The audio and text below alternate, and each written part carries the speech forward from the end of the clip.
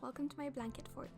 In today's video, I'll take you through my process of making a short animated film for Mermay. Mermay is this art challenge taking place during the whole month of May. You usually follow a prompt list and draw something for every single day of May, and the overall theme is mermaids. So, I've never tried this challenge before and I'm not participating this year either, but because I really wanted to do something for it anyway, I thought I'd make a short mermaid animation and show you guys my process. So here we go! First of all, when you want to make a short film, you have to think of an idea. It can be a vibe, a character archetype you like, a quote. It can be literally anything, but for me, I had the restriction of including a mermaid. So I thought of different little stories, including a mermaid.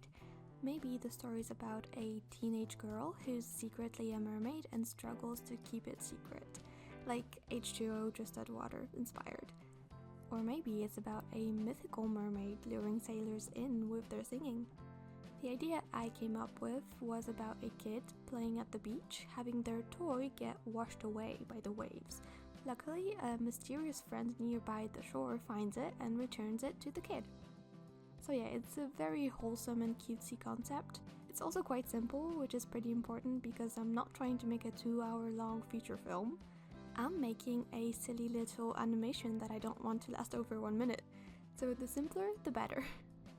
So once I had my idea, I had a very messy storyboard for it. Some of the shots I drew in those first doodles will either change or maybe won't even happen at all, but that's just the process.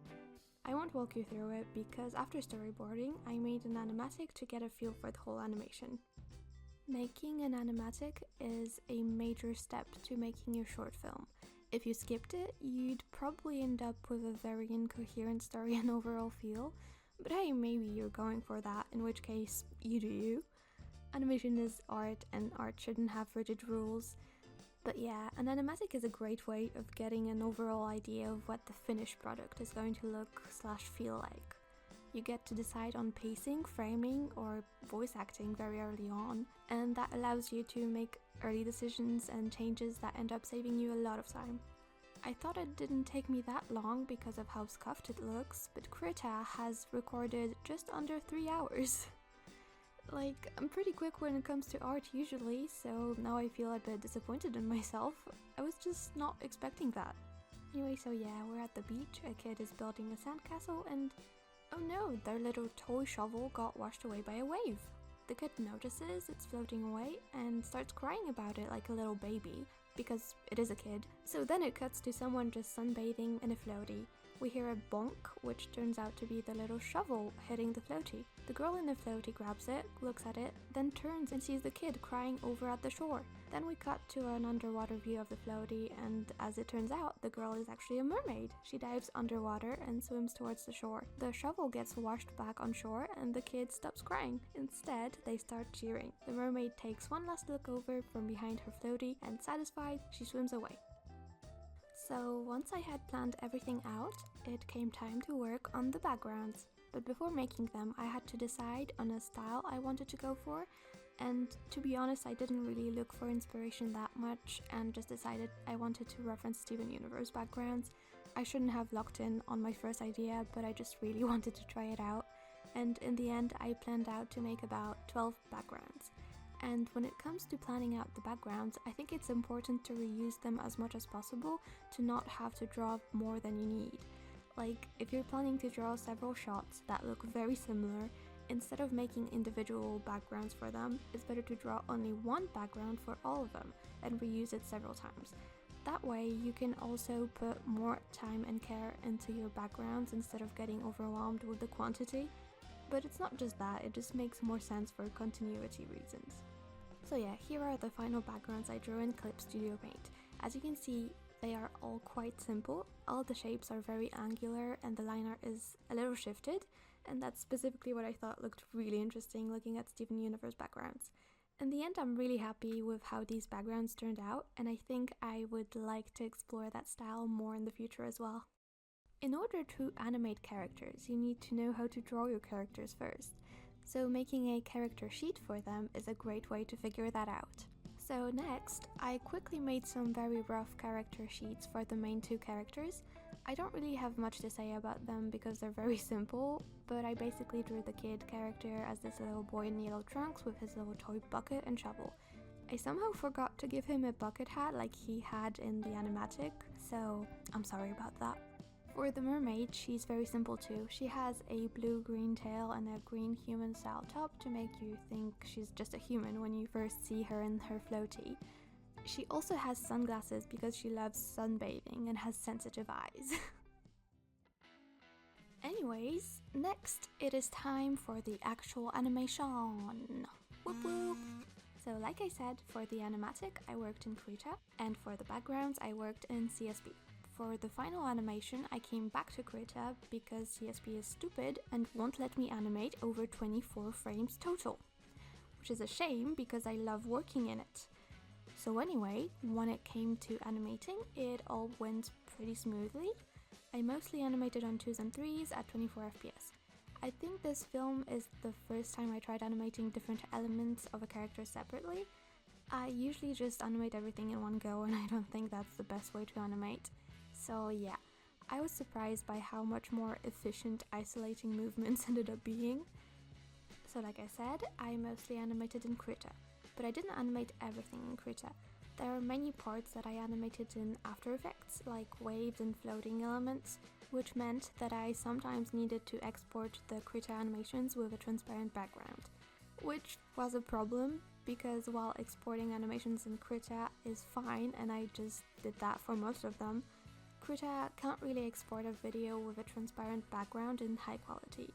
I mean, it can export GIFs and some other transparent video formats as well, but it just doesn't look that good if the animation has soft edges or semi-transparent elements.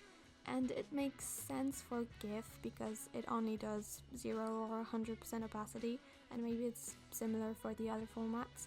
But anyway, the solution I came up with was to export the animation as individual frames, put those in a folder, and then just throw that folder into an After Effects project and let it do the work for me. And since I was gonna animate the other elements of those shots in After Effects anyway, it made sense to just do everything in there. Another issue I encountered was numbering my shots, because for some reason it made sense in my head to name repeating shots the same.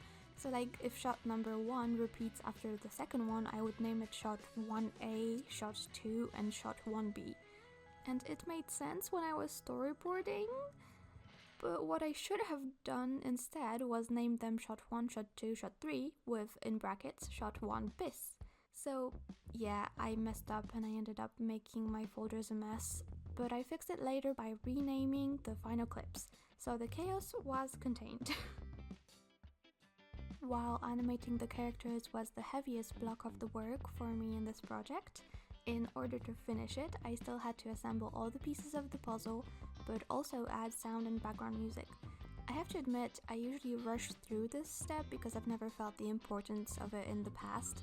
Like for my past projects like The Secret or Red Yarn, I didn't do anything sound-wise and just slapped some music over it. But this time I decided to make sure I don't do that and actually try for once, because I've realized that sound design is such a huge part of making a film more immersive and interesting, and YouTube's audio library sure came in handy. By the way, talking about sound and music, I just gotta say, someday I would love to get to a point where I'm able to compose songs and music and use them in animation projects. Same goes with voice acting, by the way. They're both things I find pretty fun, but I'm really bad at, sadly. So while I'll definitely be striving to eventually be able to do that, for now I'll just use whatever I can. But hey, if you stick around, you'll get to be a part of that journey too. Like, I don't know, I think it'll be kinda cool. Actually, you know what? I'm just gonna say that for my next short film, I'm gonna try voice acting and maybe some music. And hopefully I'll keep my promise. And if I don't, you guys can just bully me for it. Okay, you might not believe it, but this is it. I finished it. In total, it took me around 10 days. I have to admit, some of them were more productive than others, but overall, I think I was able to work pretty efficiently. And I'm actually quite satisfied with the end result. You will find the final film up on my channel. If you haven't seen it yet, please check it out. And help. Hope you enjoyed this video as much as I enjoyed working on it. Make sure to leave a like to let me know. I wish you guys a great day, and I'll see you in the next one. Bye!